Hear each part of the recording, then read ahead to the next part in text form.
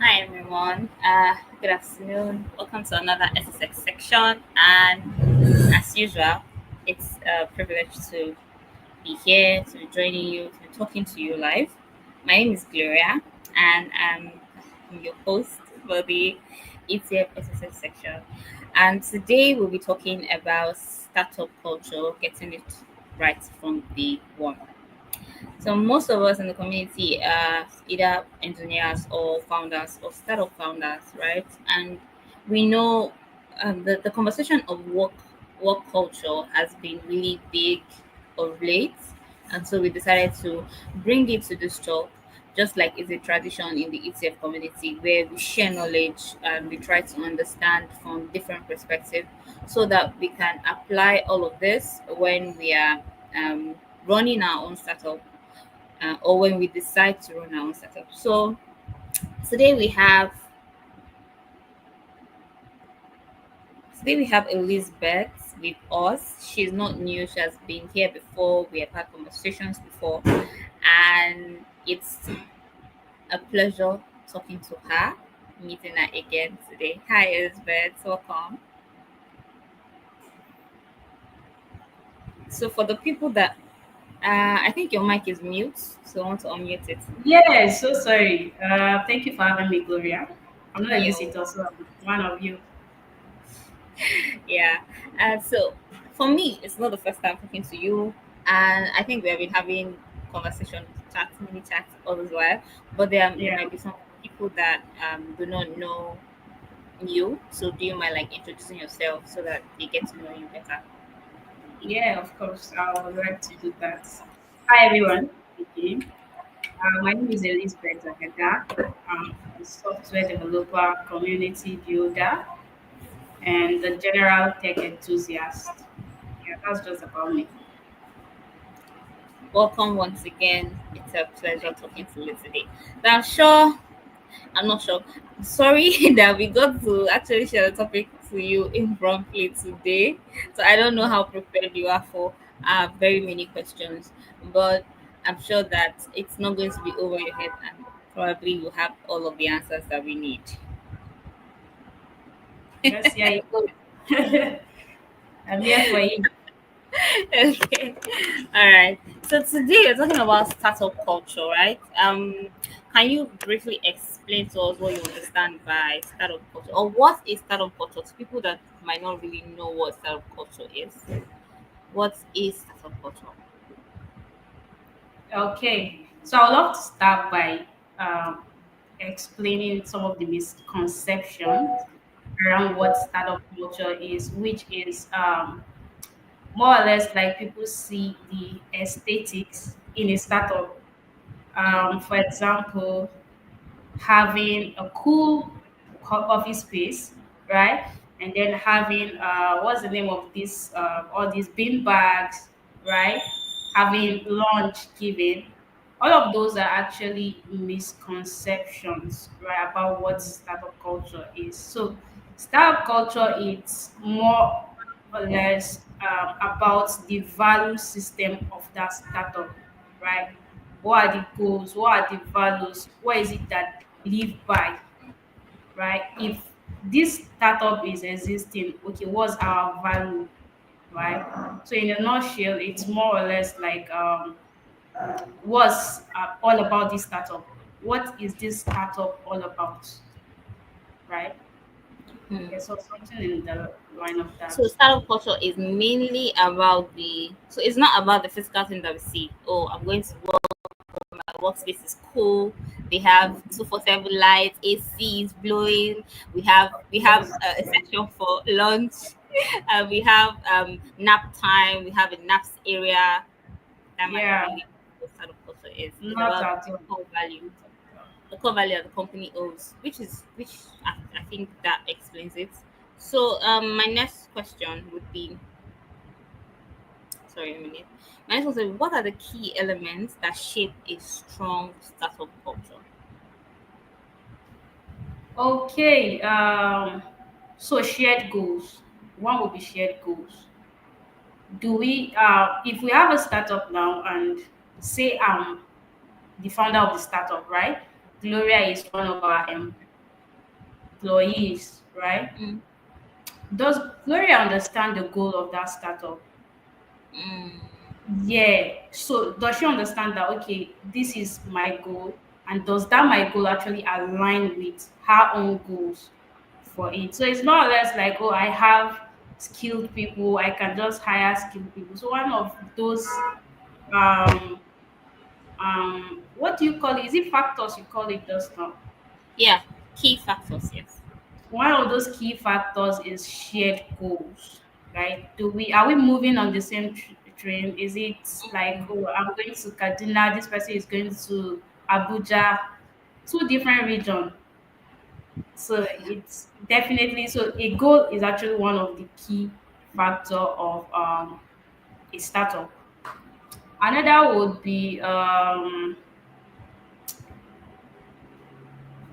so of course the vision to and goal kind of work hand in hand, right? Mm, Yeah, so one of the another factor would be the goal, the vision, sorry, of that startup. So, are we having the same vision? So, when it comes to growth of that startup, are we going in the same direction? Do we see the future of this startup the same way, right? So that would be another factor. You said three. Okay. Can you hear me? Oh my goodness.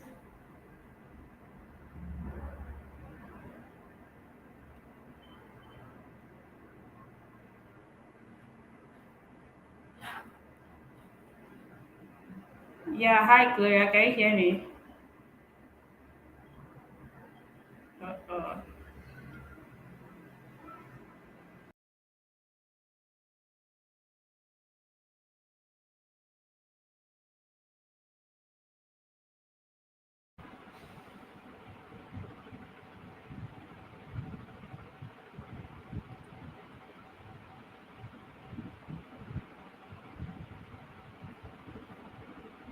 uh,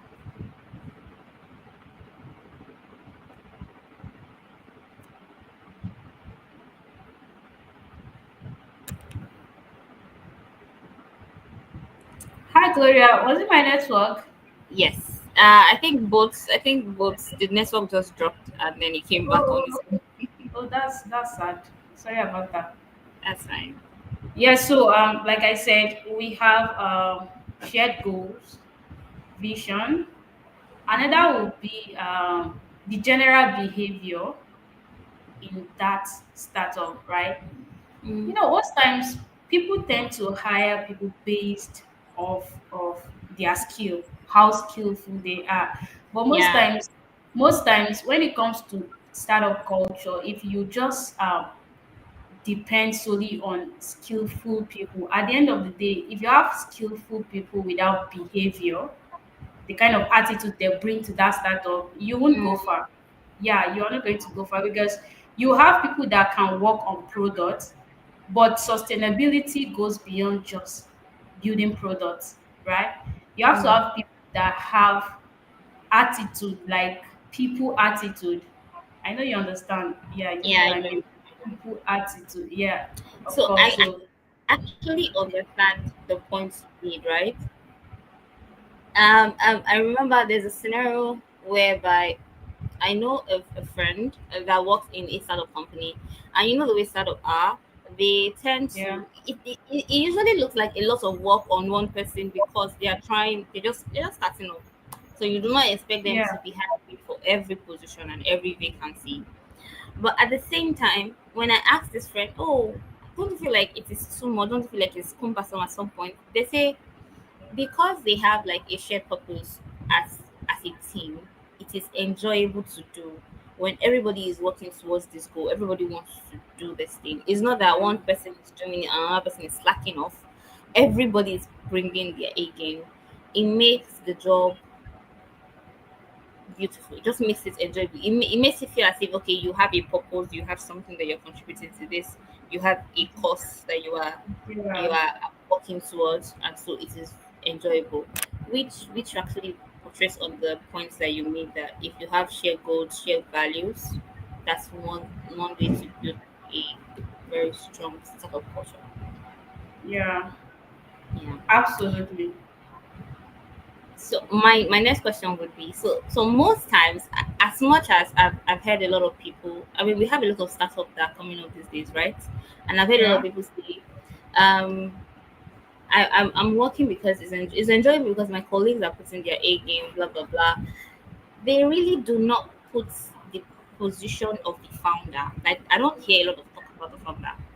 So it means that sometimes the founder might not be doing everything right, but because of the entire environment, because of the team that they're working with as a time, they find the job enjoyable.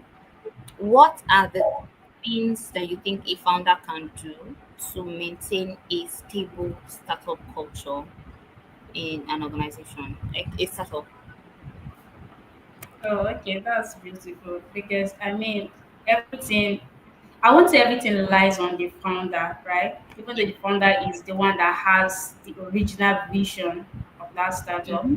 startup. Some of the things the founder can do, one would be to carry everyone along.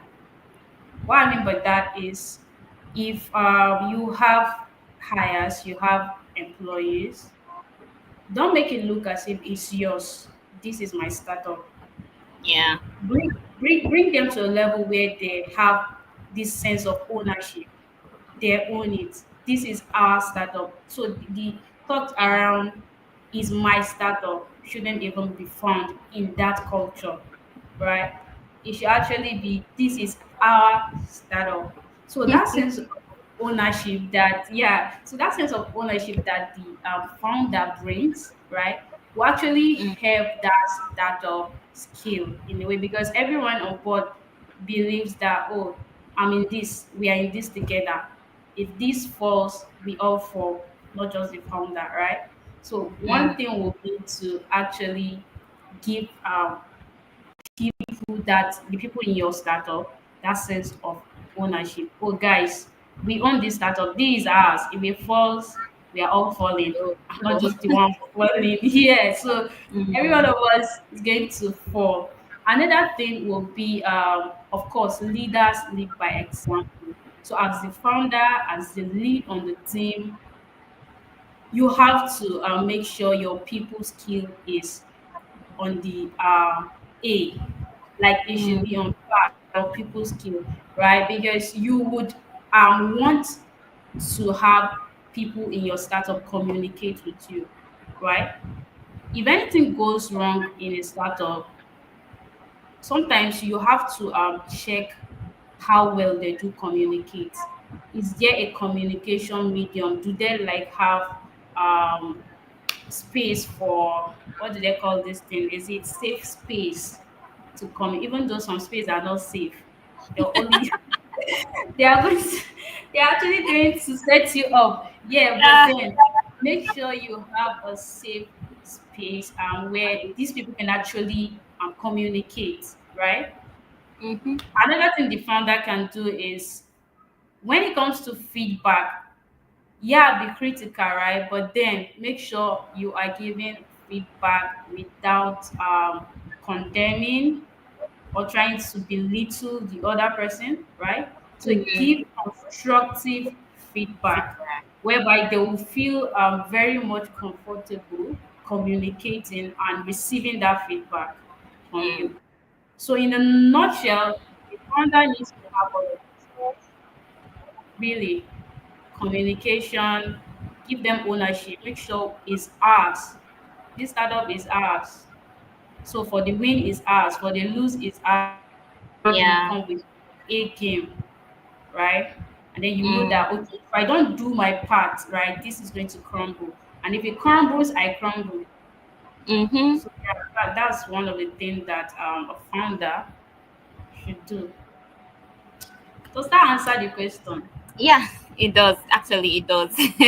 So you answered the question. You were diving into other questions that I probably have, but All right. talking about your communication and collaborative environment that you mentioned. So these of recent, the startup companies that are coming up, they are incorporating more of the hybrid and remote form of work. So they don't Yeah. have like physical workspace, but everybody is one point in somewhere doing something, and they have like that's where you get all these stand up sinks and the rest, and people are Yeah, like yeah, crane and stuff like that. yeah. So, but there are some companies these days that I think after like 5 years, they're able to scale a bit. They have like physical on site team, and then they have the remote team. How do you think a founder in that setting?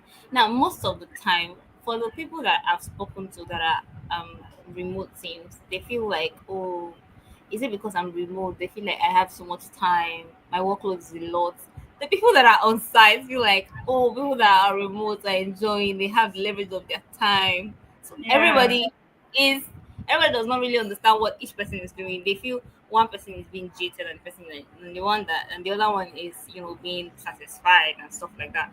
How Yeah. do you think a founder, or what do you think a founder can do to mitigate that from the very beginning, that nobody is feeling left out, everybody's feeling included, there's a collaborative environment, and yeah, nobody's feeling like this person has more work than me or this person has less work than me. Everybody's just doing what they need to do as per time. Yeah, that's why this conversation is around, remind me something around from the start, Yeah, from the startup one. culture, getting this right from Of the course. one. So right from when that person is being onboarded, right? You have an employee, you want to onboard them, please. Like everything should be stated very well. That's why communication is key. Sorry. So for people that, so I'm privileged to have like experienced both remote and on-site, right? And there's this thing that people normally say, I have tested this, I have tested that, I recommend this, right? So in this case, both are actually beautiful, right? Working remote and being on site. And one thing the founder should do in a way is to just give people their job description. What I mean Mm, by that, from the very start, okay, you understand this is your job description. So there is no reason why a conversation around I do more of the work because I'm on site, or I do more of the work because I'm off site, right? This is yeah, your work, right? You already accepted, okay, this is our job description. You signed an whatever you signed, agreement, NDA, whatever, right? And then you told them, oh, I'm going to do this. I don't think any talk should arise on that. But if it does arise, one thing the founder should do is to actually reiterate whatever happened from the start, from day one. Okay, mm, if you're having this complaint, can we revisit your job description? Can we see if there's a way where we are giving you more tasks? We can actually look into it, right? And mm. try to fix that, right? But from the get go, one thing that the founder can do to help mitigate that is to just give them the job description, because there's nothing you can do at the end of, if you look at it, okay, I've already given them job description, Mm. these your tax, these your tax. So if they come and they are complaining, it could be that okay, there's something they are doing right now that is not within that their job description. So Yeah. that fault will not be from them, it will be from you. But if from the get go you already have that as a founder, then I think it's not on you. Yeah. Actually, that actually answers the question. Thank you for that. If you give, I think if you give your team each person, if I say that I'm a product designer and all of the things I'm doing in the company is just product designing, I will not be complaining that the person that is doing HR is doing more work than me because I'm not doing HR. I'm doing product designing. So Exactly. that actually would work. That's very good advice, and I hope that many startup founders will incorporate that. Exactly. But And can I yeah, add let's go. something? Yeah, you can, sure. Another problem is now it will be to the founders, right? Most persons actually, I don't know if it's greed, it's human greed. That's why I spoke about the job description. some will actually give you that job description at the end of the day, especially if you are even doing on site. Okay, you are a graphic designer. Before you know it, you are a cleaner, right? Before you before you know it, they are sending you to go and buy dodo. I mean, you get it. So now Yeah, that's those, yeah, some those are some of the problems, right? So from the yeah, get go, this is my JD. We should just stick to it, honestly. yeah. Actually, make it, that's actually solves a lot of things, and I really hope that founders incorporate that. Yeah. Even though we have the excuse that, oh, it's a startup company, so one person cannot be doing just one thing, but it would help a lot to actually prop this conversation of what somebody is doing more work than I am doing. Oh, this is not part of my job description. I'm just helping, and then all of a sudden it's becoming like a rule or a compulsory something on my end. So Yeah. that's actually understandable. Now, we cannot talk about startup culture, right? Without talking about the hiring process of startup culture. Yeah, yeah, yeah. So I think I've been in a scenario whereby we have competent hands. The people that have been on the team over time have shown superb efficiency, and then the founder is thinking everybody has to be like you people. I mean, everybody out there that's looking for a job in this company should be like you people, but the Yeah. standards are different. So then you get people who are, how do I put it? So the people, these people that I'm talking about, competent and have like 8 to 9 years experience, so they know, like, it's a job. I know what I need to do, and because we share like a purpose or a shared goal to this company, we are bringing forth our A game. Now the people that you're employing, 90% of the time, in fact, in this current generation that we live in, they just want to make extra income. Yeah. Until you give them a reason to see that this is more than work, and that we are building something together here, Yeah. at least for the first 1 to 2 months, they just want to make extra income, and their attitude towards work might not really be like the thing you're looking for, which in turn would make work difficult for those people that are already being competent, because they're feeling like, oh, I have my hands full, we need somebody to come take this role, like, to dispatch some of the things that we do so that somebody else can handle these things. But Yeah. it is a problem. To be honest, hiring is a problem.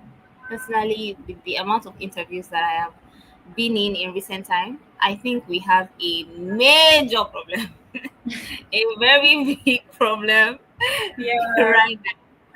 But how does a founder, like, keep up, like, you already have these people that are competent. How do you continue on that treadmill that, okay, I'm only going to be having competent people or people that understand the goals and values that this company share, and they are not going to come and stress us. We that are already doing the job. How does the founder manage like a scenario like that? That's actually difficult. I don't know the set of people you want to talk about. Is it the Gen Zs?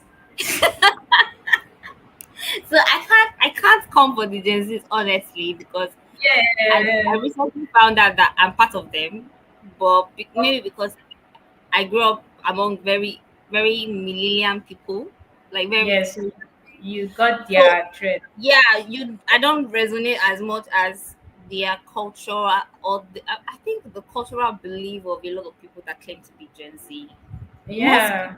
actually that they're talking about do not even the Gen Z that should be acting like Gen Z do not really know that they are Gen Z. Yeah. They are wondering, I don't behave like that, so why are you What's putting me that? As in, I can I cannot come and keep myself. So it's mostly like that. But yeah, let's just say this generation of people that are looking for a job. Let's just say people that just graduated in the last 2 to 3 years. They're looking for a job. They're looking for something to do. It's a hassle. They need to.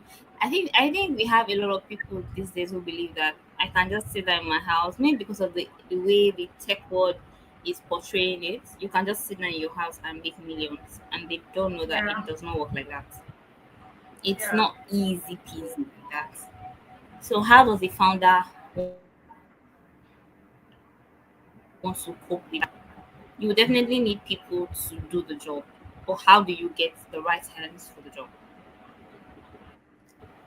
Honestly, that part of hiring, I won't lie to you, it's actually a really, really sensitive part right now for Mm, companies that hire startup, especially. Um, yeah. the thing is, as much as you want to give people opportunity, right? You want to give people the opportunity to prove themselves, right? Because I've actually seen where someone was hired today and in the next 5 days the person was fired, right? Because of Mm, this thing about incompetence. So one way I would actually suggest for a founder is recommendation, behavior on recommendation and referrals, right?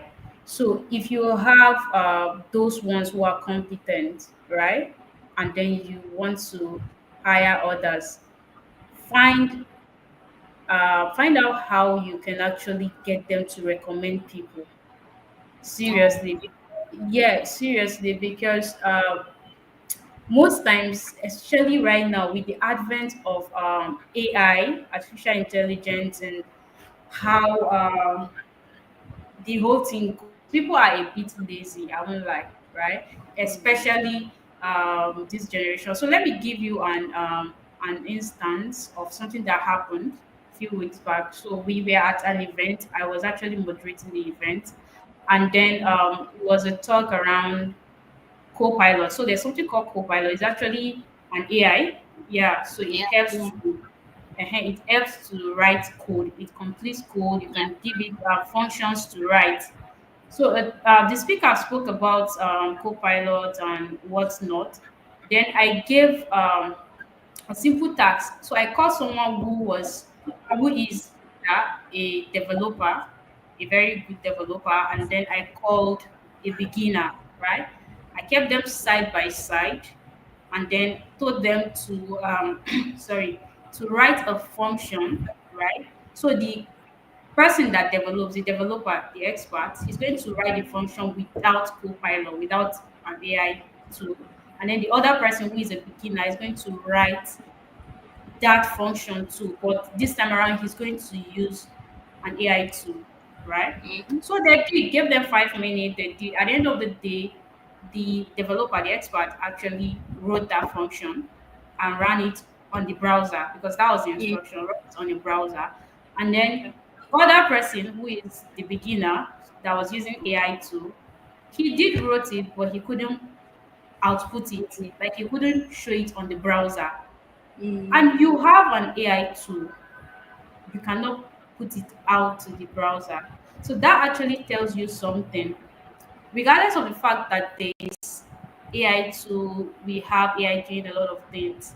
It takes you understanding yeah, whatever thing you're doing, right? So that's the problem with this generation. Okay, we have tools and all of that, but still, you don't even use those tools to learn how to be competent, right? I mean, most of the persons from the other generation that are competent, okay, there are a lot of Gen Zs that are competent. I don't want them to come for me for this, right?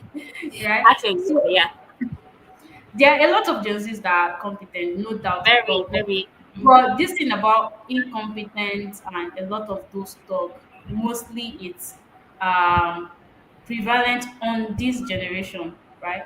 Most of the persons from other time, because due to the fact that they did a lot of hard work, they put in the work. There were no AIs. People have to learn.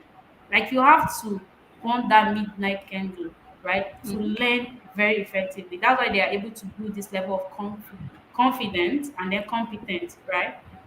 But it's not so with this generation. So one thing I would say to the founder is heavily invest in recommendation and referral, because if you're going to just rely on all these dropping job applications, it's going to be hard, a bit hard, right, to get people that are mm, competent, really, because you hire and fire, you hire and fire.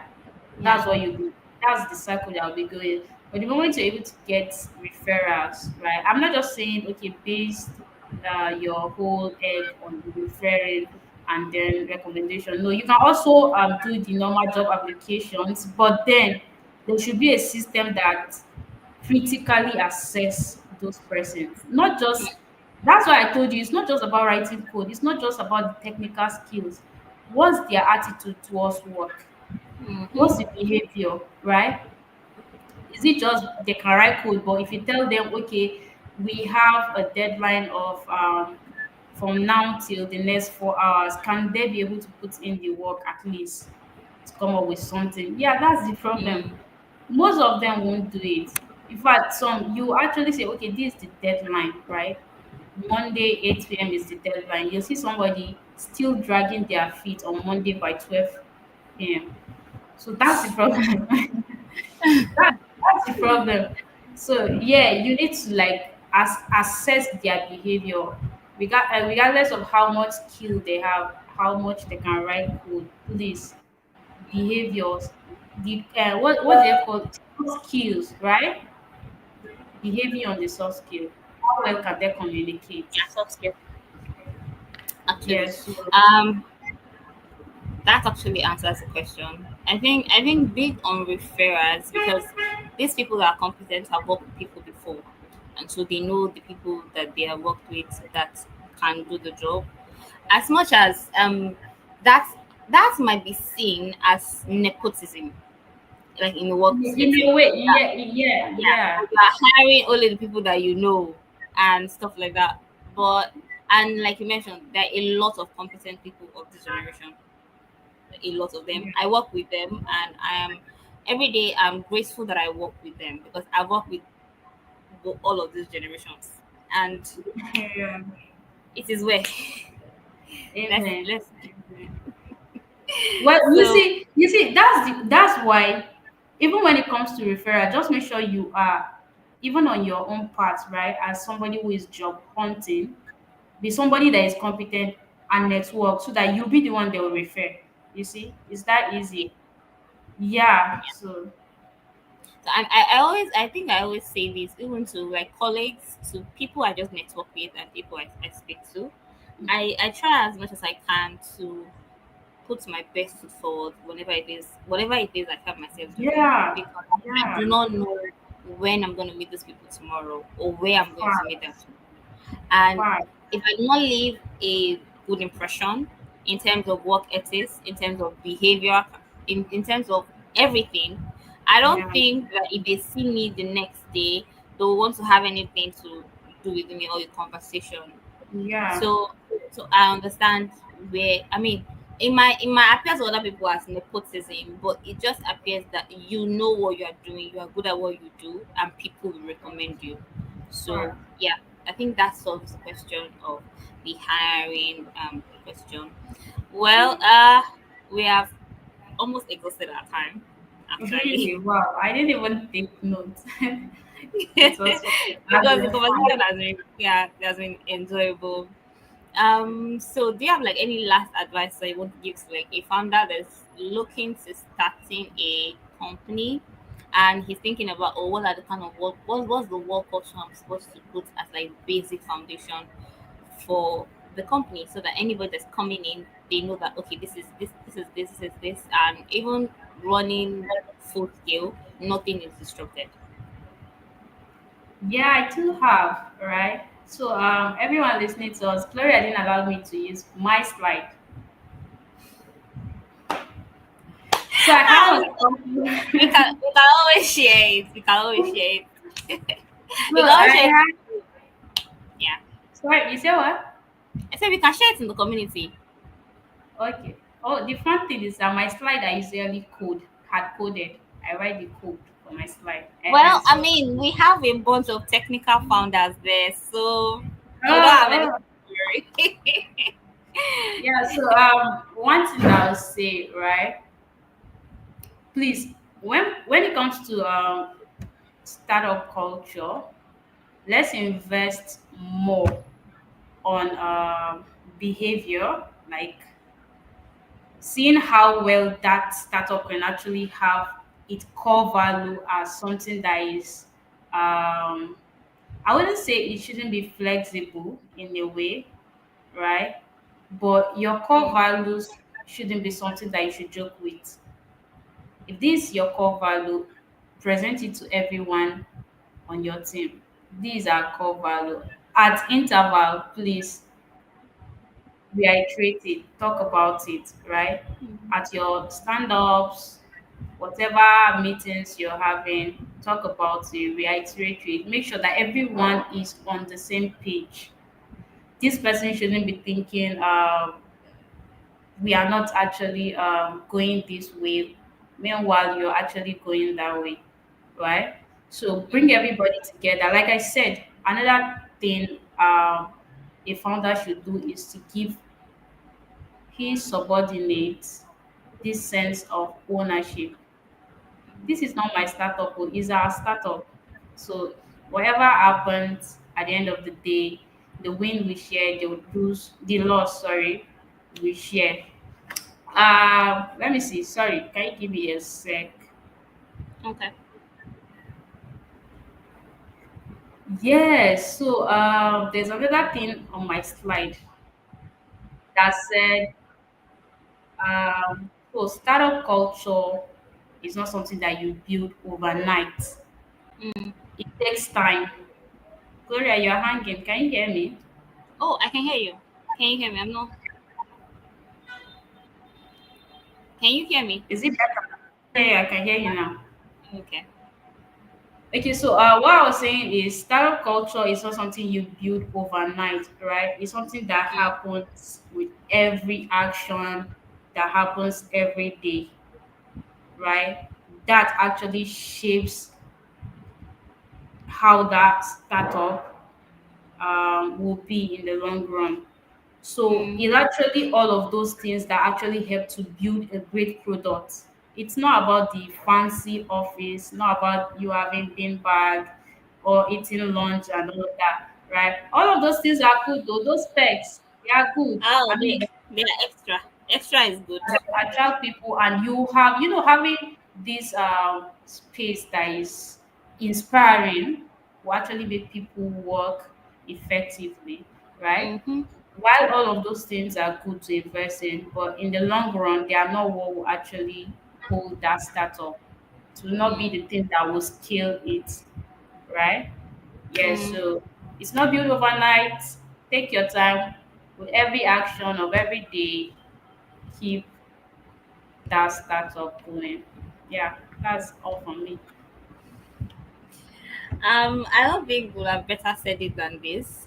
I think we covered most of the burning questions that people who are looking towards entering, becoming an entrepreneur generally, because Yeah. I think all of these things you will face, no matter the kind of business, even if it is tech inclined, even if it is not, so long as you're starting a company, you're hiring people, you need people to do things for you, you would meet all of these potholes and you would need something to enable you navigate them seamlessly. Mm. And thank you very much, Elizabeth, for your time. I really appreciate the time. I really enjoyed the conversation. I didn't even know when time went. I was looking at my I was looking at my time and I found out that oh okay. We actually use a lot. I better use our time and more. Which is good. It's always a pleasure talking to you, as Thank always. you. Probably next time when we are on another topic, on another conversation, we'll share more light on things, and I would probably allow you to use your slides. I'm so Please, sorry. please do allow me use my slide. I'm so sorry. Well, we can share your slides in the community just to Oh, give no highlight of the problem. conversations that we had. No About them problem. understanding, you don't have a problem. They all can understand. They are No in the problem. same spectrum. All They're right, in no the problem. Yeah. So thank you to everyone that joined. If you have any questions, you can always leave a comment, and there will always be somebody to respond to you. Uh, for now, until Wednesday, where we have another conversation, interesting conversation. Hope to see everybody soon. Enjoy the rest of the week. Bye All for now. right. Bye, Bye. Elizabeth. Yeah.